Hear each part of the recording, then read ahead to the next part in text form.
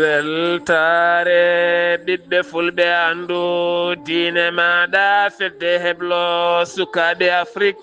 takkusana yoni to sadele nder galle ceerno Abdoulaziz Dieng ko waktu yoni ha to soringo e nder galle ceerno Khalid Abdoullahi Sy e ko taari ɗum kala ene jeeya e gardidi kabruji men aynaɓe finoɓe e nder diwan Kafrina ha fenma Kaolack e nder leydi Sénégal ne jokki wullitade wiide ɗumen sariya taƴanoɗo hitande ujunere 17 nde lawɗinte daabeji mabɓe kala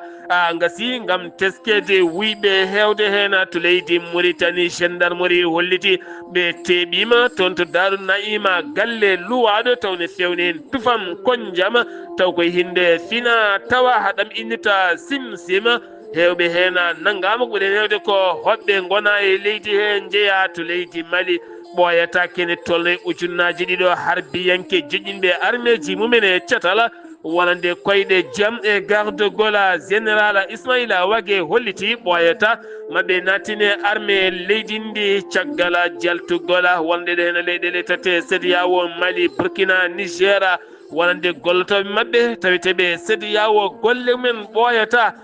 daƴe ɗum ko caggal nde ɓe jaltuno e CEDEAO musidɓe tedduɓe woto goɗɗe joni jañoɗena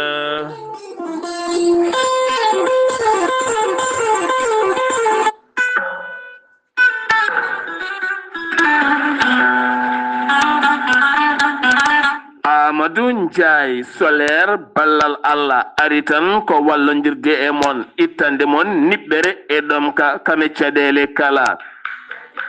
Amadou Ndiaye solaire ballal Allah wi tan oɗo saaha jeeri waalo Mauritanie Sénégal Mali Gambie Guinée e diaspora o kala kalɗo nodduɗon mbo omo notti teni kadi maw ar hawa yettoma ittandema niɓɓere e ɗomka e caɗele kala. Amadou Ndiaye solaire ballal Allah holko jogui panoji solaire aji moƴƴi no fewi gila e galle ma waɗanma installation moƴƴo ngarɗuɗo woynduma forage ma demi forage ma koɓe asoɓe boyli koɓe waɗoɓe forage uji e demi forage uji kala ko cohluɗa hen e wannede installation solaire kala sa jokkodire Amadou Ndiaye solaire ballal Allah ma on ballodir ha mbiya alhamdulillah o wiya alhamdulillah. Amadou Ndiaye solaire ballal Allah woynduma 60 métre ha 100 métre kala ɗon jiɗirɗa mawa yaltinane ndiyam keelelam belɗam yarde jara jarna daabeji ma dosira sardiŋaji ma e gese ma kala taw haydara hen ŋakkani. Amadou Ndiaye solaire ballal Allah aɓe jogui systéme aji kesi taw ko ponoje moƴƴe giwɗe toon to France Allemagne omo jogui systéme keso 12 panneau so wannima ɗum e nokkuma 8 heures subaka ha 6 heures hay so nangue yaltani diƴƴiɗe mankata hay seeɗa. Amadou Ndiaye solaire ballal Allah gorko mo guuriki koliyaɓe sa yiɗi jokkodirde e makko mbatta ko 00 221 78 215 31 48 walla mbaɗa 00 221 77 756 05 27 kan goɗɗe ɗiɗi kala mbaɗi WhatsApp sa acci audio so ari wallirat jokkodiron kaldon nandiron o gollanma ha feewa puɗɗoɗa yebdemo mbiya alhamdulillah gorko mo guuriki koliyaɓe wiya alhamdulillah. Amadou Ndiaye solaire ballal Allah ene wallodira e mon ittude niɓɓere e ɗom ka bisimilla moɗona. Ko jom gande kawnide cuuɗotoɗe e nder leyɗele woni Mande Massa Keita jom gandal kawnigal an jiilotoɗo kanŋe jiilotoɗo jama walla boksita sa jokkodire Mande Massa Keita so wannima ko waɗantuma ma yiitu ɗin ngaluji ɗin jiilotoɗa e nder leyɗele kala. Mande Massa Keita gorko pullo hen bange Mali ganke hen bange taweteɗo to Ségou ene tawe nder leydi Mali kettinaɗo e nder windere nde ko wayno Mali Côte d'Ivoire Afrique du Sud Angola Zambie Mozambique RDC Congo hay nokkuji goɗɗi kala mande Massa Keita ko joom gandal kawningal mbuɗo o yamnota koma so wannima oyima yaruni yilorni hen ma yitu jama walla kanŋe walla boxit walla gueɗe ngaluji kewɗi ɗi jirtoɗa e nder leyɗele kala sa yiɗi jokkodirde e mande Massa Keita joom gandal kawningal ngaluji cuuɗotoɗe nder leyɗele mbatta ko tongode leydi Mali 00 223 76 68 45 99 walla mbaɗa 00 223 capanɗe jeɗɗe jeegom capanɗe jeegom e jeetati capanɗe nayyi e joyyi capanɗe jeenayyi e jeenayyi joni joni jokkodira e mande Massa Keita joom gande kawnide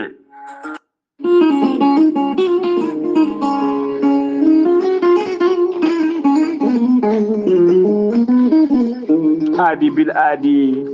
salade aadi ɓuuri firtude aadi ceerno Amadou Tidiani Diallo gorko mo melga wuuro jinneji wi ko firtata aadi mo aadodiri e jayde weltare ɓiɓɓe fulɓe andu diine maɗa weltare TV ceerno Amadou Tidiani Diallo gorko mo melga wuuro jinneji ko gando pinni laaɓaɗo leɗɗe jaadinoɗa wala dana wala ɓala wala kala ceerno Amadou Tidiani Diallo gorko mo melga wuuro jinneji Allah luɓirimo gandal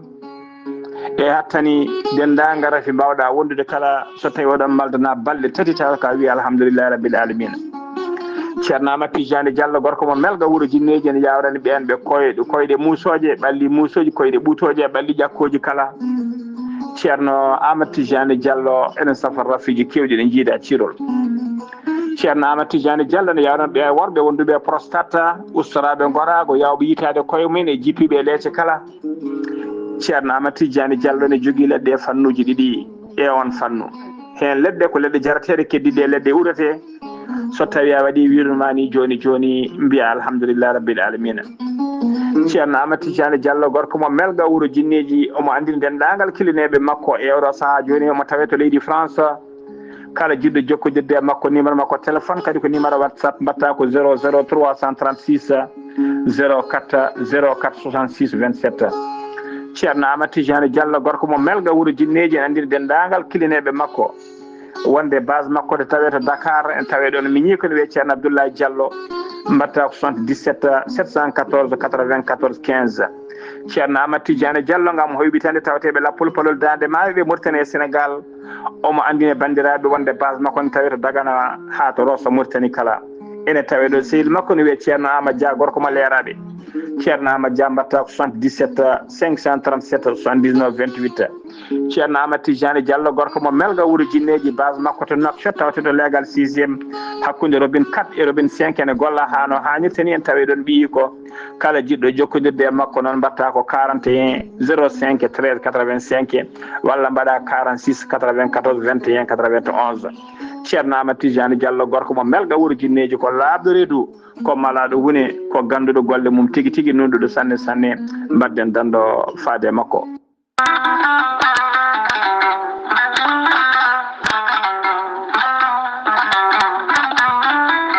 an neɗɗo jambittowo ɓandu musoru ɓandu wuloru ɓandu jaadoru neɗɗo toƴiɗo mo ƴiƴam dogata e ɓandu muma joguiɗo AVC jogui cardiaque jokkodire gorel te joni joni mbiya alhamdulillah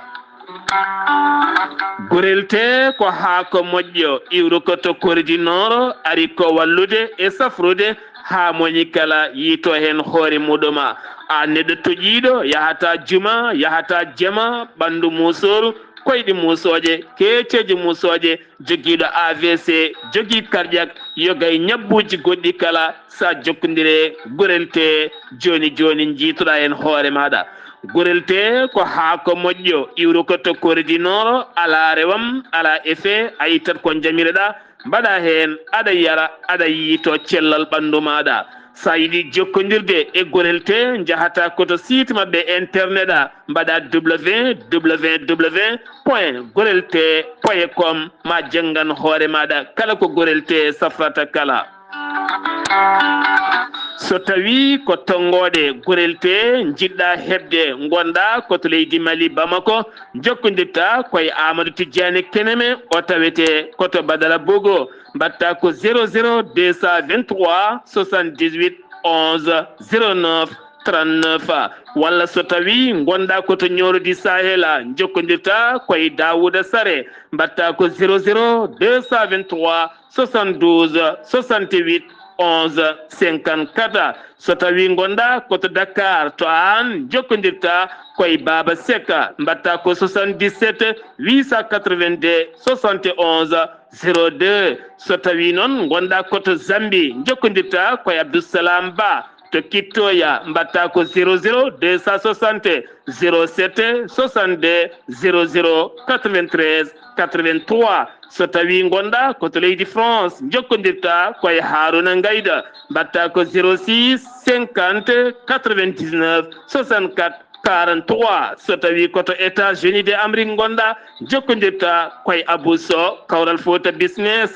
plus 1 34 77 01 56 77 musidɓe tedduɓe gorelte ko safara ɓoltan woni muɗuma kettode kaburuji mon e demgal pula Afrique, Asie,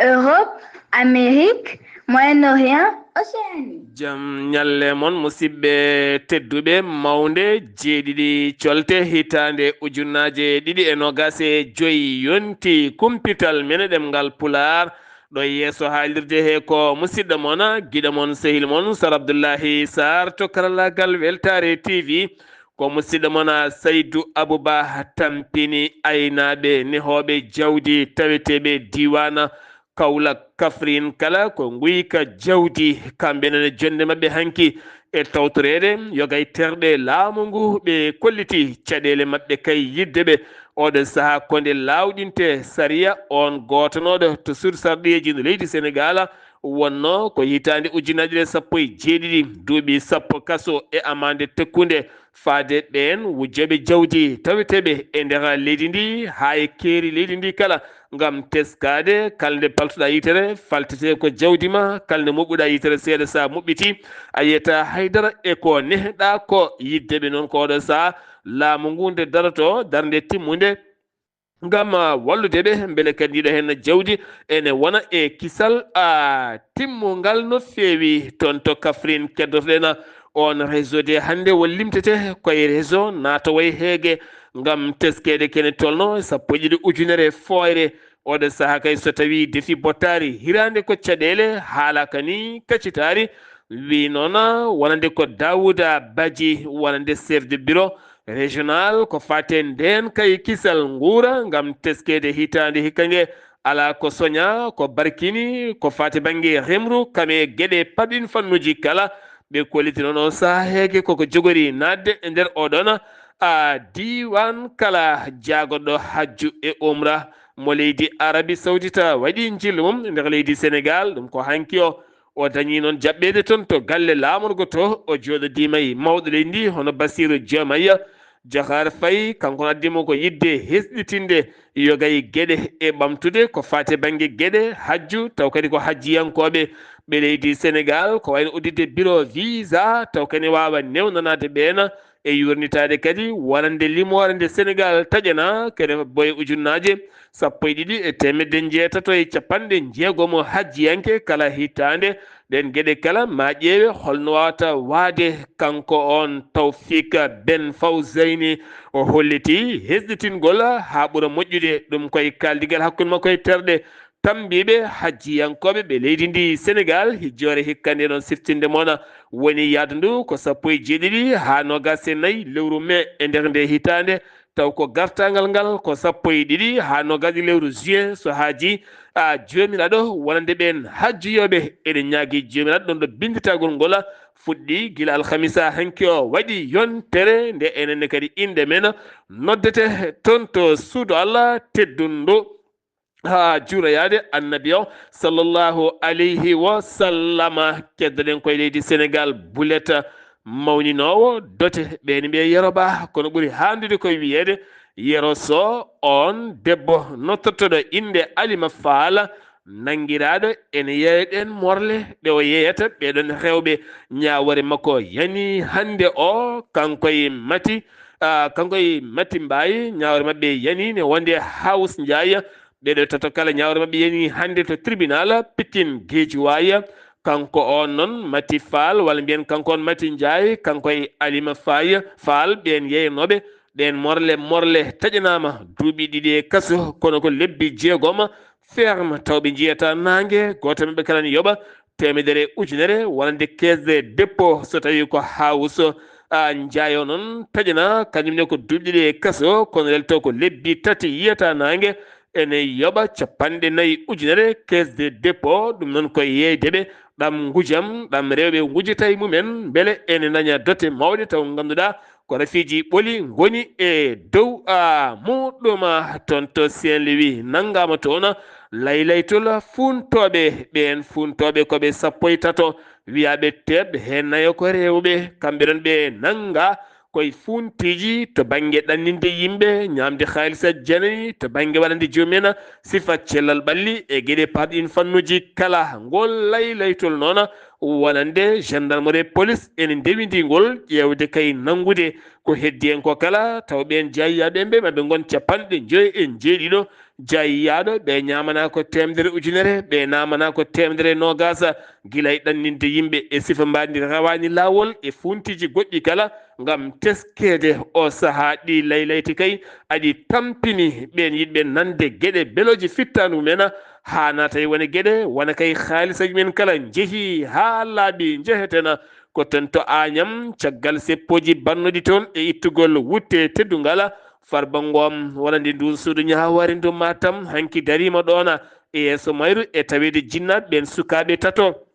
nangganoɓe hen hanki o noon ɓe ɗaccitama ɓe kooti galleji mabɓe ko dossier Farba Ngom mo inde makko inna e 25 milliard wonande kay on dossier tottama ɗum dik on police beele wawa loskude e oɗon sifa ko fati banggue wonande tuuma mo o tuuma o ikkada université Cheikh Anta Diop subaka hande o ko pelɓodiral hakkude étudiaji kame force de l'ordre nonne kadi Bambey ɓenne kollitino hande o ma nata hofgo juuɗe ɗum noon ko hollude mette mabɓe faade jaagoɗo jangde towde woni Abdourahmani Diouf ɓe kolliti noon ko fate banggue wonande leecce leleteɗe ha tendi ko fate banggue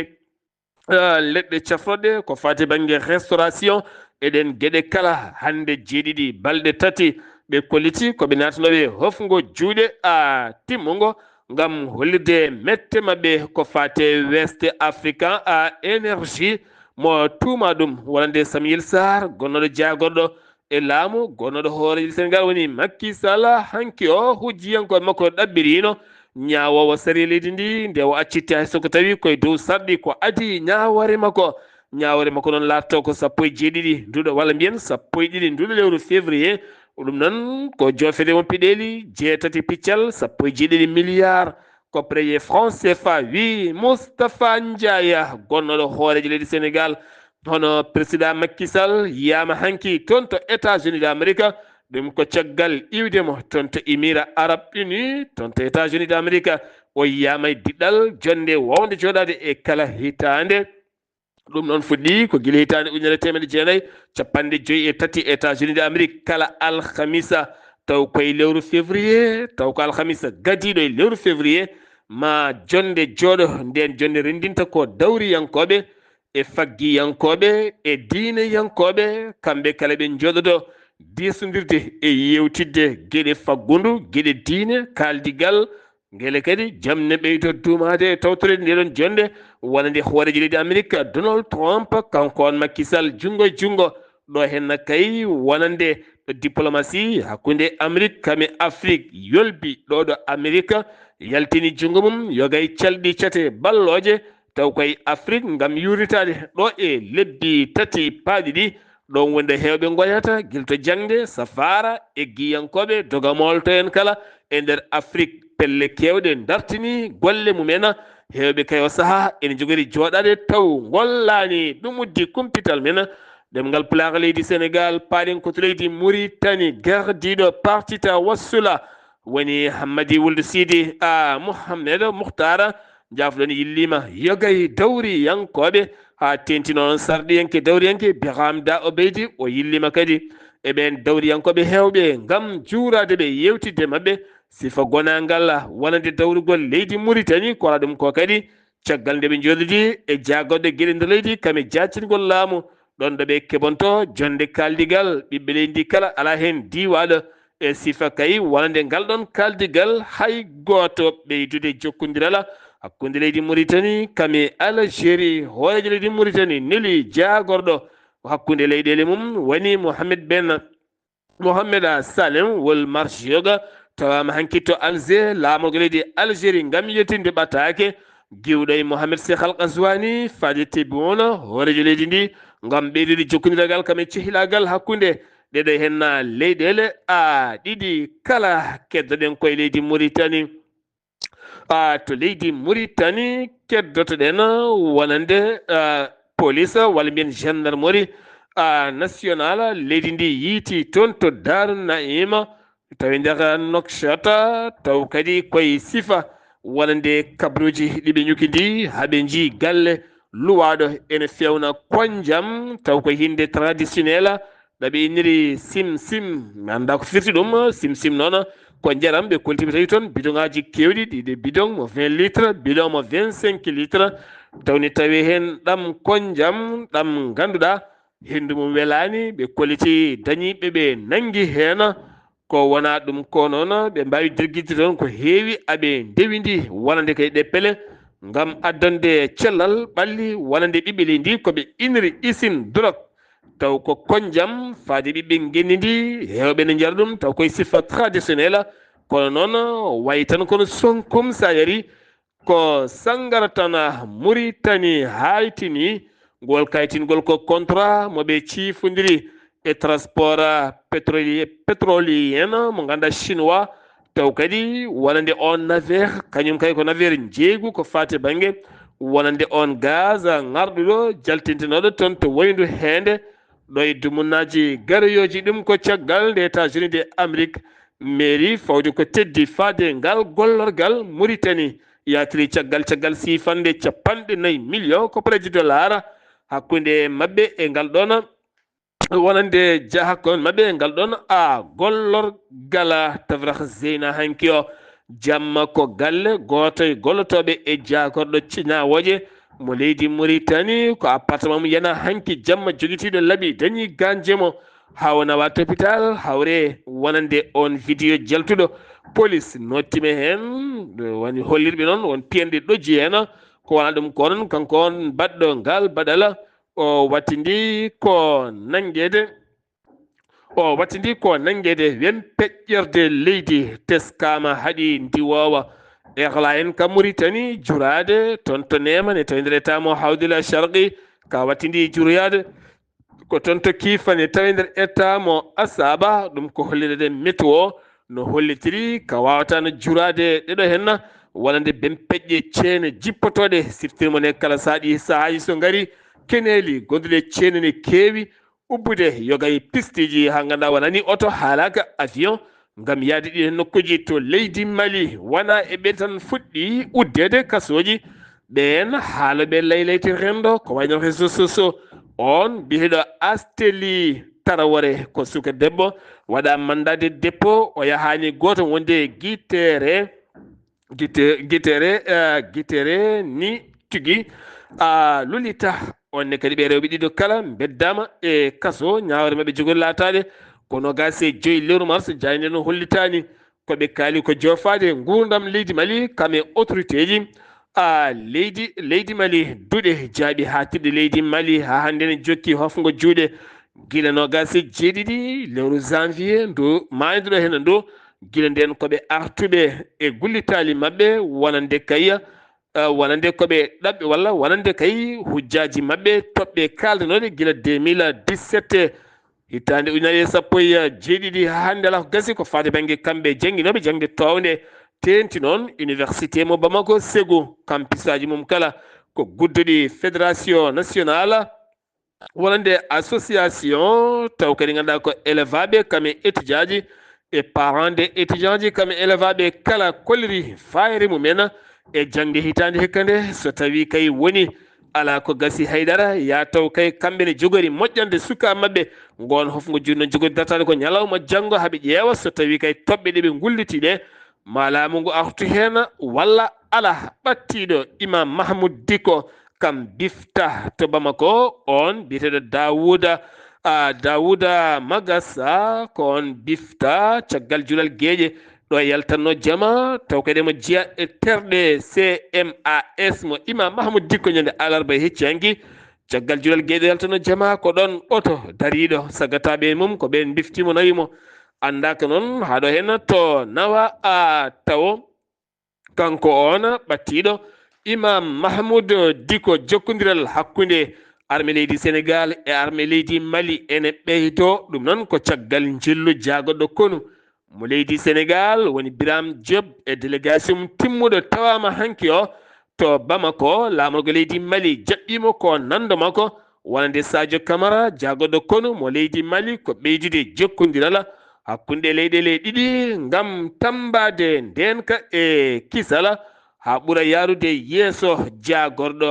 jahowo e koyɗe jaam e beldal welditinde ɓiɓɓe leydi malinaɓe woni général Ismaïla Wague o holliti taw koye catal DDR wonande ɓen rewinteɓe ha ɗaccita armée ji joƴƴina taw kadi ko ɗen pelle harbiyankoje tawino e nder leydi ndi e ballal sifande Alger jaam dañe ɗen pelle ujunnaje ɗiɗo taw kadi ko joguinoɗo armée ji oɗo sawu holliti ɓoyata manatine e armée gendi leydi ndi ɗon ɗo colonel walla mbiyen général Assimi Koïta holliti hitande hikka de ko hitande wallidde armée o ha ɓuura darade e nder saaha muɗɗuma to leydi Guinée Bissau caggal nde lundo ngo erino yiddeɓe kay ko date sumgoji nde rokkirte ɗo manda Oumar Sissoko Embal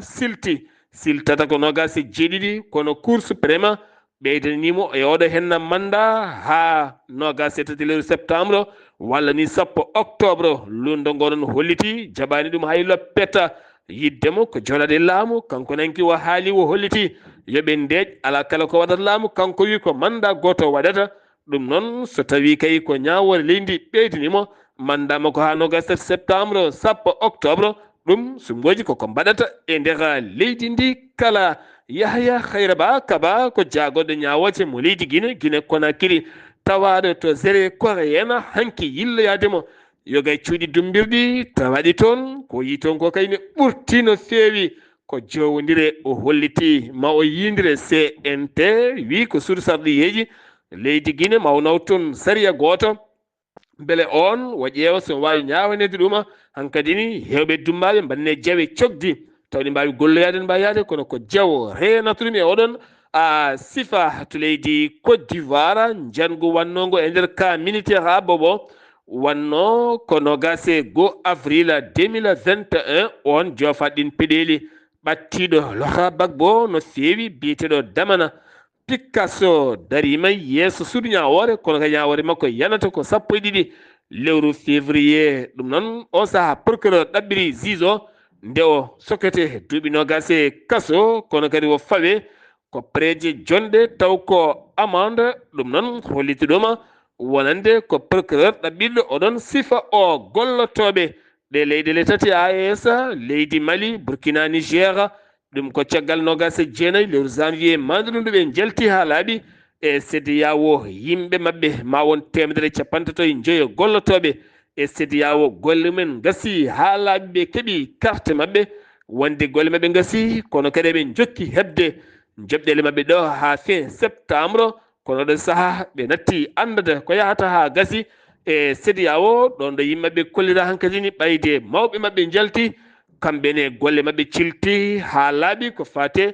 CEDEAO dañi noon hewɓe hen jangtiɓe taw koye jayde CEDEAO walla hewɓe jangtiɓe jayde RFI hollirde hen woni hen kadi jangtaki woni hen jaɓani ni haalde woni hay so tawi beltaki jaɓani haalde ko fate gonangal hakkude wonande AES no yaltiri e CEDEAO ni hen Afrique du Sud